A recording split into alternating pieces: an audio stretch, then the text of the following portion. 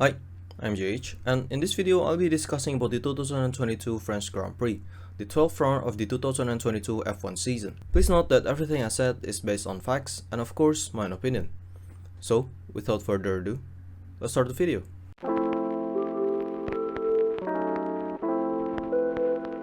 First of all, let's see some of the news that's been going on before the race. Well, McLaren and AlphaTauri announced plenty of updates on their car. Mercedes also said they have brought in significant upgrades for the coming weekends. Magnussen and Sainz will start from the back of the grid due to power unit change, and apparently Alpine is looking to loan Piastri next season. Anyway, let's get into their performances. They got a pretty good result in this race. In the early laps, Max seems to be struggling to pass Leclerc, but he looks to be quite comfortable in P2. Well, until Charles crashed into the wall right after Max pitted, resulting in a retirement. After that, it's pretty much smooth sailing for the Dutchman, finishing the race with more than a 10-second lead over second place Hamilton. On the other side, Checo did okay, I guess. In the race, he seems to be having trouble with traction, and that safety car restart error against Russell also cost him a podium place. It could be better, but at least he still got a P4. Overall, it's not really a bad result for Red Bulls. On the race, Hamilton had a good start. He even overtook Perez that was in front of him. Early on, he kept Sergio in check behind him, and in the latter stages, he's pretty much had a lonely race, especially after Sergio's mistake that allowed Russell to jump ahead. Lewis ended up finishing a very deserved P2. As for Russell, he also had a good race. Mostly he was behind Sergio on the race, and a great virtual safety car start allowed him to get past the Red Bull driver, resulting in a P3 finish. Alonso had a great race. He was pretty much running comfortably in the top 10 for the whole weekend, including the race. He ended up finishing P6 over any other driver on the midfield.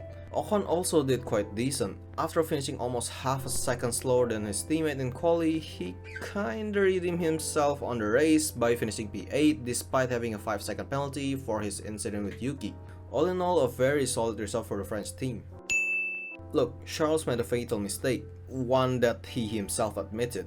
After leading the race in the early laps, he then lost the rear and crashed in lap 18, causing him to retire from the race. Sainz, on the other hand, had a great damage limitation race after starting P19 due to changes in his power unit. He overtook plenty of drivers during the race, and despite getting a 5-second penalty due to unsafe release, in the end Sainz still managed to finish P5, which is a great result for the Spanish driver. Lando had a good weekend. He qualified 5th, but well, he did lose positions to Alonso and Russell in the early stage, but considering the car, it's pretty much expected. After the safety car, for most of the time, Norris stayed between 6th and 7th place until finally finishing P7. Ricciardo had an okay race, getting lucky with other drivers' penalty that bumped him up to P9 in the starting grid. His highlight includes getting past Tsunoda in the early stage and managed to defend against Stroll in the latter stage of the race to secure a P9 finish. Overall, it's a decent result for the McLaren. Despite the terrible qualifying session, Lance managed to get the only point for the team, finishing P10 after an excellent opening lap that allows him to gain 4 positions. On the other side, Vettel had a decent race, I guess. He overtook Albon as well as Gasly after an error, but just short of the points position, finishing P11 behind teammate Stroll. It's not really the best weekend for the Italian team. Gasly received a fine for speeding in the pit lane, and despite getting the upgrade package, only managed to get P16 in quali. On the race, he had an excellent start, but then lost more positions than gained in the opening lap.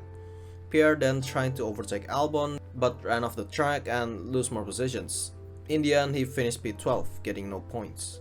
His teammate Tsunoda had even more horrific luck. After qualifying 8th, he lost plenty of positions after the Ocon hit, and finally forced to retire in lap 18 due to damage in his car. As usual, Albon is ahead of his teammate in every session. He had a good start, but lost the gain position on the next lap. At some point, he was constantly under threat by Gasly, and at the closing laps, he finally got passed by the French, facing P13. In the other Williams, Latifi retired in lap 40 after the accident with Magnussen. And on the race, he actually had some actions, which includes battling Bottas to take P15. It's like they slowly ebb away into a lower midfield team. Bottas only managed to get into Q2 and had a terrible start, losing 5 places. For most of the time he ran in the lower midfield position and at one point even got passed by Latifi. In the end he finished P14 after overtaking Schumacher on the final lap.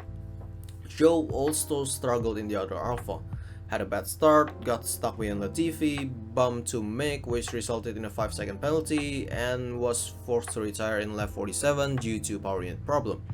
Overall, a terrible weekend for the Alfa Romeos. Magnussen actually did not perform that bad. A power unit change put him in the back row, but he had the pace to reach Q3 pretty easily. On the opening laps of the race, he passed 8 cars including Sainz, but the safety car pit strategy cost him some positions. In the end, while battling with Latifi, he got a damage that resulted in a retirement on lap 38. On the other side, Mick had a terrible weekend. Qualified 19th after the stewards deducted his best time for cutting lines. For most of the race, he was running in the lower midfield and had plenty of battles including with Zhou that resulted in an accident. He ended up finishing last amongst the car on the track in P15 after getting passed by Bottas in the last lap. All in all, a horrible result for the American team. My best driver for this race is Sainz, after managed to gain 14th place and finishing P5 after the power unit penalty, as well as having some good overtaking moves including the one on Perez. Here are the standings after the 12th round. Anyway, yeah, that's it for this video. Thank you for watching. If you like it, please share, like and subscribe. See you in the next video and yeah, have a nice day.